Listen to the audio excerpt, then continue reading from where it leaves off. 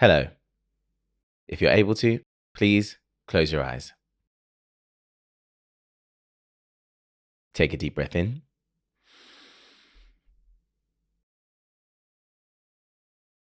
and a deep breath out.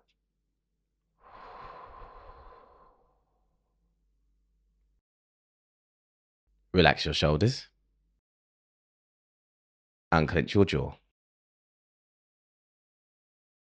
Take another deep breath in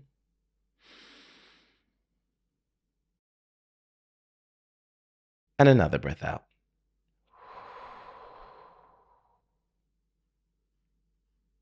You can open your eyes now. My name is David, and welcome to Mindful Moments. This is a momentous day. It's a small moment, not a big moment, but it's a moment nonetheless, and moments should be acknowledged.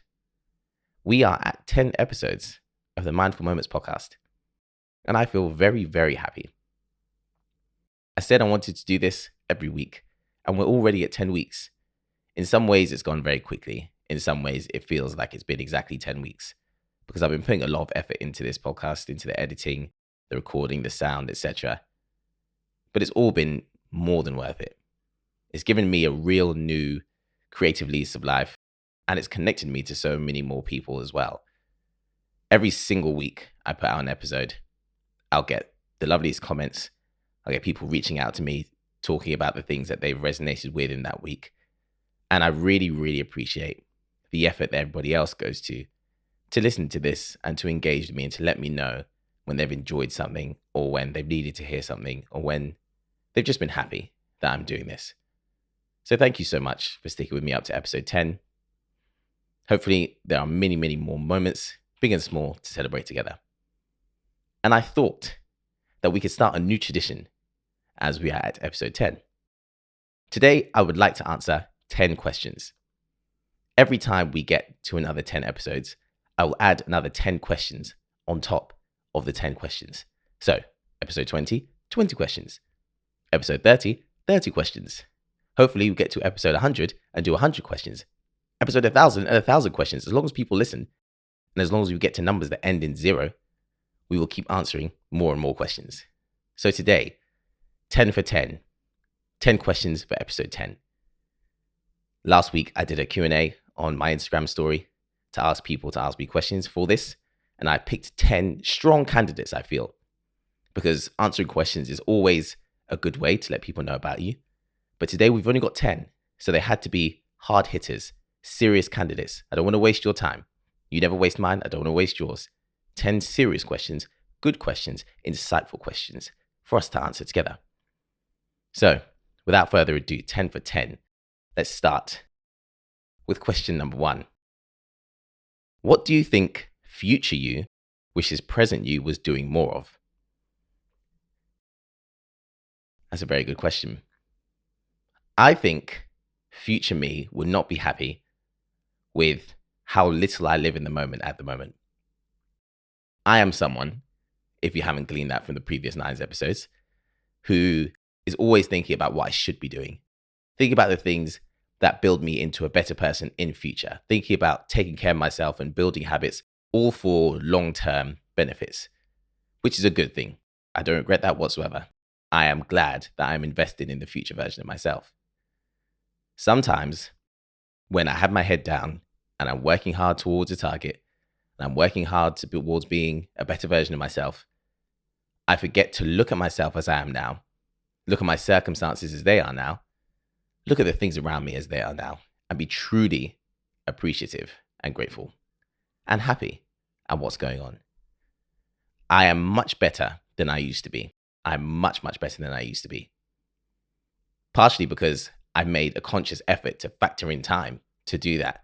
When I journal, when I think, when I pray, I always think about my current circumstances and what I'm grateful for. I'd like to be able to do that more automatically without having to put myself in a position where I sit down and actually actively think about it. I'd like it to be a more subconscious thing that I'm always thinking, wow, I'm so grateful to be where I am and doing what I'm doing. So I think future me wants present me to be a little bit more present sometimes and to always be grateful for what I have. Not to say that I'm not, but I feel like that's an area where I could improve a little bit. So yeah, that's what future me, which is present me, was doing more of. And the wonderful thing is I'm present me. So articulating that is very helpful because it's something that I'm gonna be making sure that I'm doing more of. Excellent question. Question 2. What's your favorite song slash movie slash TV show? That's a good question, just because I feel like those answers tell you a lot about a person. My favorite song is No One Knows Me Like the Piano by Sampha. I mentioned a few weeks ago that Sampha is my favorite artist bar none. No One Knows Me Like the Piano is the most gorgeous song. It's the only song that's ever made me cry at first listen. I'm really drawn towards songs that are just piano and a voice because that's how I started creating music. And yeah, it's a beautiful song. Go and look up the story behind it as well if you have the time. Just a gorgeous song, my favorite of all time. My favorite movie of all time is Fantastic Mr. Fox. There is something so moving about the animation, so comforting. I love things that make me feel like a child. I love things that take me out of the stresses of my adult life and make me really feel like I'm young again. And Fantastic Mr. Fox is one of those. And there's so much intention and room for interpretation about that film. The dialogue is just incredible. I want to watch that film tonight. Fantastic Mr. Fox, my favorite film. My favorite TV show is House MD. Old show. I watched it 6 or 7 times during secondary school. Haven't watched it very much since. But Hugh Laurie was the main character. Hugh Laurie is one of my favorite actors. Fantastic, stellar actor, incredible actor. British playing an American person, which British people tend to do very well. And yeah, House MD. Great quips. Well written, funny, well paced. At least that's how I felt when I was in secondary school and I was watching it. But yeah, that's my favorite TV show. Question 3. What's the most important life lesson you've learned so far?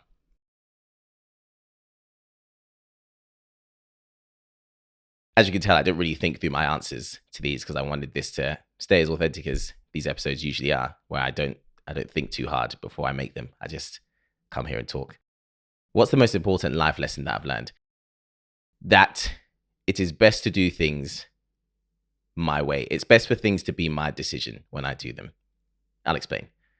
When someone gives you advice or guidance and tells you to do something a certain way,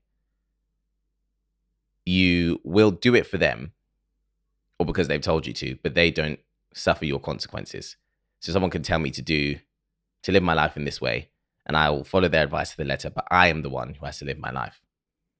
And if I make a mistake, I'd rather it be my mistake that I made because I was following what I wanted to do, rather than make my decisions for somebody else and then have to suffer the consequences if things go wrong. Because then I feel like I've lost out twice. I didn't do what I even wanted to do in the first place, and things didn't go how they wanted to do, or how I wanted them to go, rather. Sorry. So yeah, I think that route takes a lot of accountability, and I am a very accountable person. I stand by my decisions, even if they're wrong. I know why I made them at the time. But yes, the biggest life lesson I've learned is that I need to make my own decisions and stand by them. And I live by that strongly. Question 4. When do you feel the most beautiful? For me, it's when I'm cooking. Beautiful question. That's one of the nicest questions I've ever been asked. When do I feel the most beautiful? When I laugh. When I laugh is when I feel the most beautiful. My mum and my dad both have very distinctive laughs, and amongst their friends, they're actually known for their distinctive laughs. And what's interesting and funny is that my siblings and I also are known for our distinctive and interesting and funny laughs. And when my siblings and I are together and we laugh together, it's it's a great time. It's very fun. And you know how we all have, as in people, we have different laughs for different situations. When I laugh, and I mean, I'm not thinking about what anyone thinks. I've just let go. This thing is so hilarious to me, and I laugh until I cry. That's when I feel at my best, because I'm a happy person by nature. I love exhibiting and sharing joy. And laughter is one of the purest forms of that. So when I laugh, I think is when I feel most beautiful. Thank you for that question. Really lovely question. Question 5. What is your favorite thing to do when you're sad to make yourself feel better? That's a really good question. I like to have an indulgence day. If things are down, like if I'm in the dumps, like in the mud, nothing is kind of working to pick myself up. I like to give myself an indulgence day, a day where I do whatever I want, whatever I need. I want to order food, I'm ordering food. Something that's been sitting on my wish list for ages. Wasn't really sure I could afford. I'm getting it. I'm getting it. I am going where I want to go, doing what I want to do for a whole day. Everything that I want to do emotionally, I'm just going to do without thinking about consequences. We can't live like that forever, but I don't live like that 99% of the time. So if I'm really down, then I will do that. And that's also a way of me acknowledging my own feelings and saying to myself, okay, I know you're feeling down. Let's do something about it. And it's okay to feel down for today. Let's do what we need to do. So yes, I like to have an indulgence day when I feel down. Surefire, works every time. Question 6, what is something you love unconditionally / at any time? Easy and obvious answer is my siblings. It's so interesting having siblings because especially when you grow up and you become adults, you are just separate adult people who happen to come from the same parents and share experiences for X amount of years as you grew up. And I think that's why a lot of people aren't actually friends as adult siblings, because you don't have to be. You can be, two people can be raised in exactly the same circumstances and turn out completely differently. But my siblings happen to be some of my best friends. Lovely, lovely people. I love them very, very much. And we haven't always got along all of the time. We get along great now. But there's never been a moment where I felt like I didn't love them. That's never been a question. If anything, when I've fallen out with any of them, the struggle has been, I'm angry at you, but I love you, which makes this complicated. But the love has never gone anywhere. And that will never go anywhere. I would do anything for them. So yes, my siblings, that is who I love unconditionally. Question 7, what's a childhood memory you think really made you into who you are? Lesson or not? When I was in year 5, so that is 9 or 10. I was 10 because I was one of the older people in the year. My birthday's in December.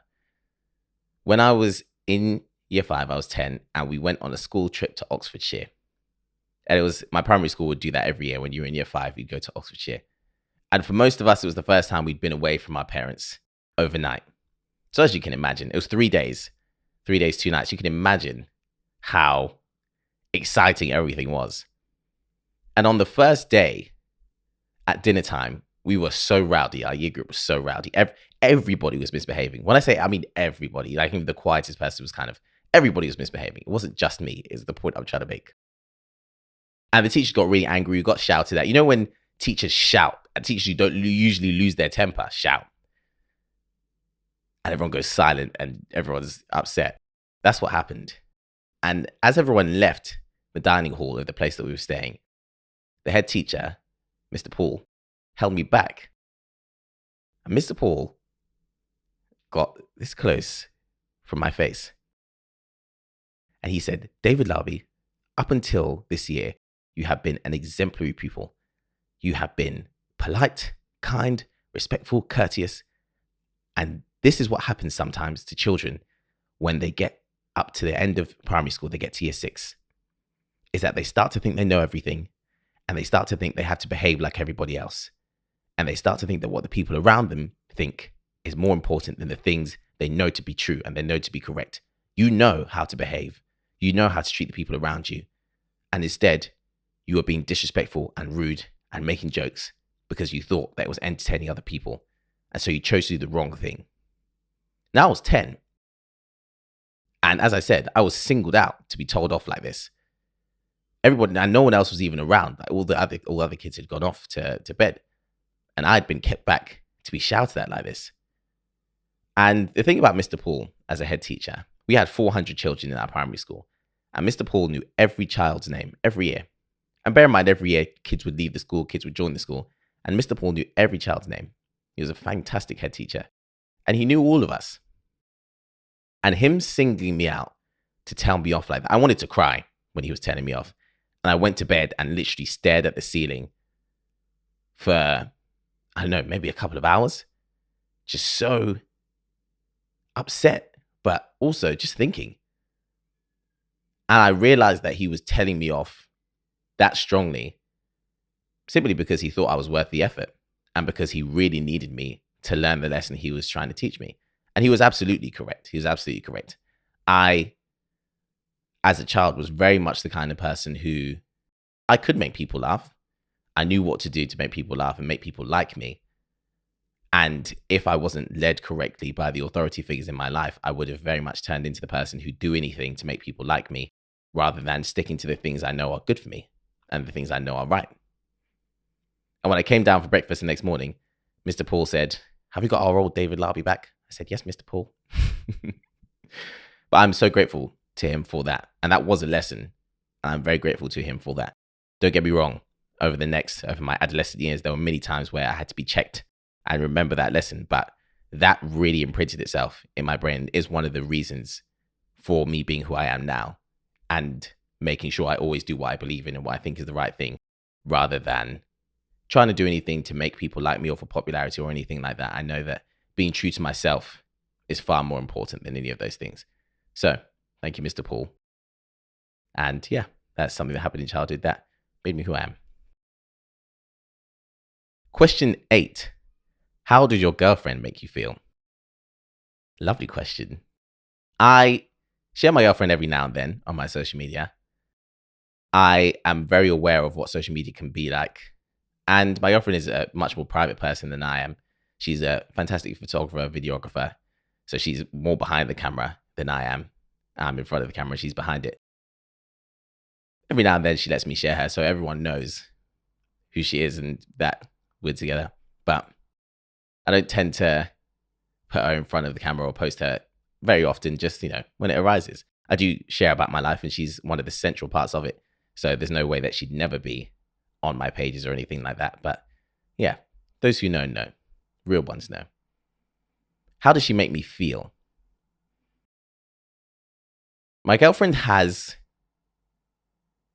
shown me how happy I'm capable of being. And I never knew. I didn't know that a person could access this level of happiness. I didn't know. And in that, without anything else, she has given me the most precious of gifts, because she's shown me how good life can be and how good life can be constantly through whatever circumstances I'm going through. To know that I have this wonderful thing gives me a level of happiness that I've never known before. And I will forever know that I'm capable of being this happy no matter how bad things seem. I can be this happy. And right now I am this happy. And that's something I'm just immensely grateful for. She gives me such a sense of peace and security.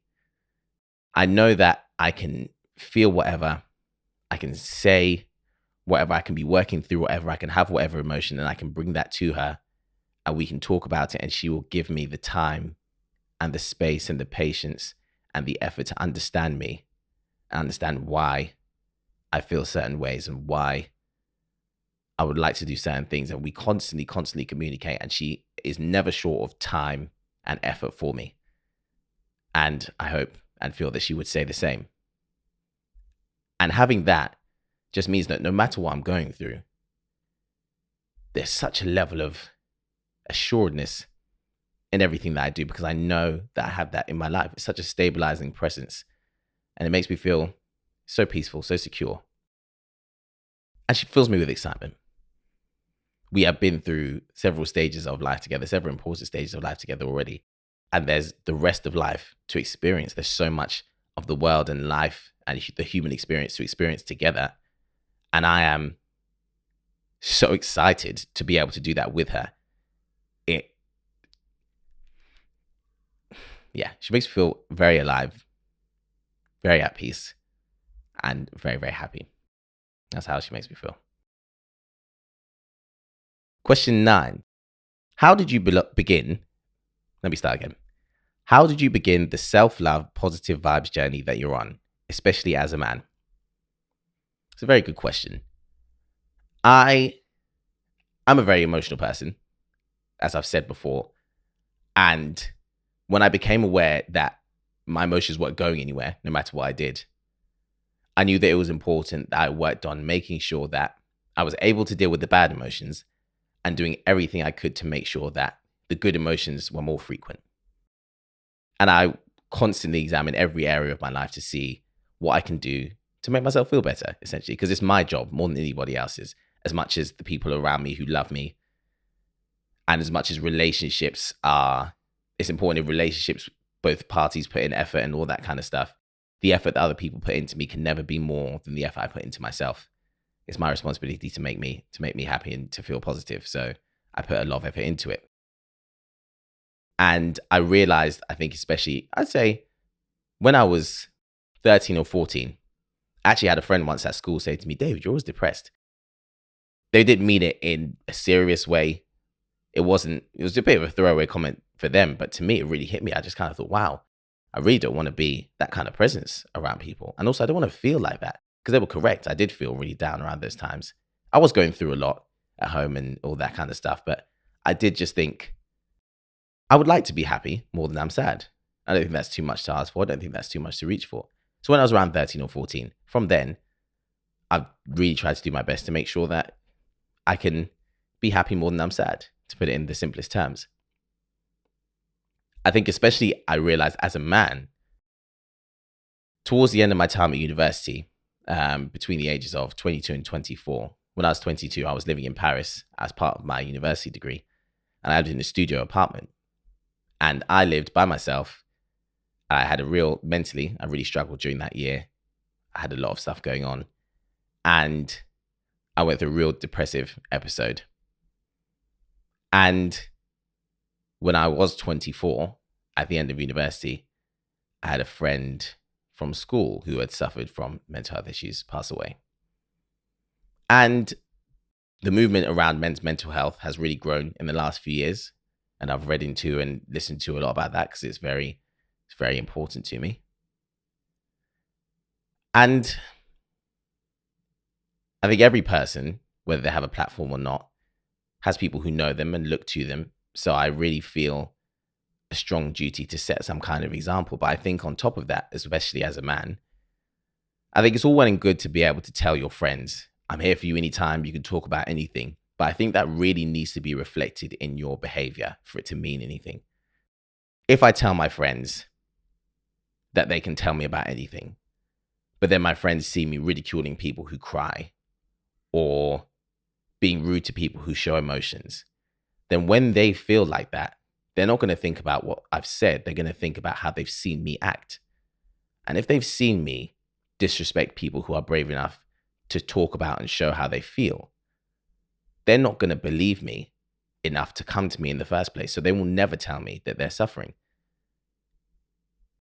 And I would never, ever want anyone who's close to me to be suffering and to not feel like they could tell me. So in short, it's very important to me and to the people around me that I am working on myself and working on my positivity, but also showing how I feel and talking about how I feel so that people know that they're not alone in going through these things. I go through them too.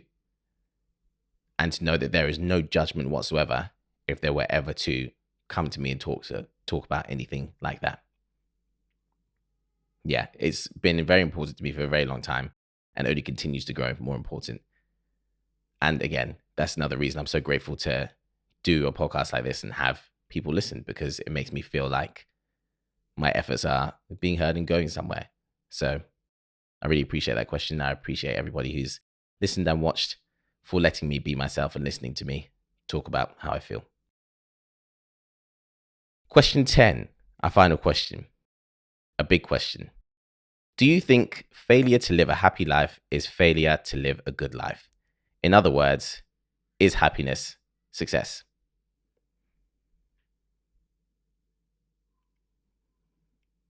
Success is different to everybody. I know this question is asking me specifically what my definition of success is. I believe contentment is more important than happiness. You're not always going to be happy, but you can definitely maintain a level of contentment throughout whatever emotions you're feeling. I believe episode 3 was contentment over happiness. And I really don't think not being happy is a failure. We are but one thing in this world full of things bigger than us. And because we know ourselves and we're always on our personal journeys and we're always with our own thoughts, we can navigate our way through everything the world puts in front of us. But we are not strong enough to affect everything that's out of our control. We can't control everything. Nor should we be able to control everything because we don't know everything. So we couldn't create the perfect lives for ourselves if we tried. We'd be operating based on the knowledge we have, which is never enough. Because there's so much that's outside of our control, being happy isn't always our choice. We can do things to maximize the possibility of our happiness, but we can never decide whether we're happy or not. And so how can it be a failure if it was never in my control? How can I have failed if I'm not happy, if it's not always my decision, and it's not always my choice, and it's not always something that I can manage? I think a successful life for me looks like having some kind of positive impact on anybody. If I were to do this podcast and only one person listened every week and said, I really enjoyed it this week, I would feel like I'm having a positive impact. Because there are so many of us on this earth, we forget how precious and important each individual one of us is. So if I can have a positive impact on one other person's life and not harm anybody, to me, that's a successful life. And whatever happiness comes along the way is a bonus, it's a plus. But if I can find a place of contentment, positively affect the world around me, I think to me that would look like a successful life. So no, happiness is not a failure ever.